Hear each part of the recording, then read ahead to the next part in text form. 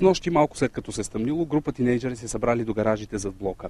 Докато си говорили, се чул изстрел. Съчма попаднала в главата на 14-годишния Михаил.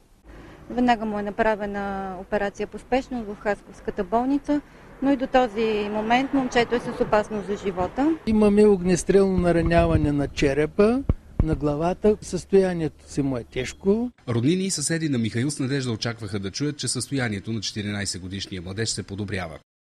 Нищо не знам.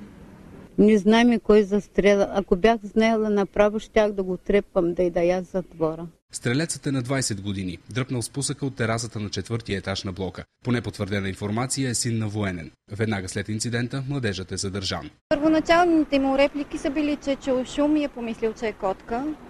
И това е било причината за стрелбата, но до този момент причините все още са в процес на изясняване. 20-годишният стрелец не е криминално проявен. Предполага се обаче, че системно е стрелял, защото заедно с въздушната пушка полицаите конфискували и кутийка, от която липсвали над 140 съчми. Часове наред роднините на простреляното момче чакаха в двора на Хасковската болница. Днес те говориха за Михаил в минало време.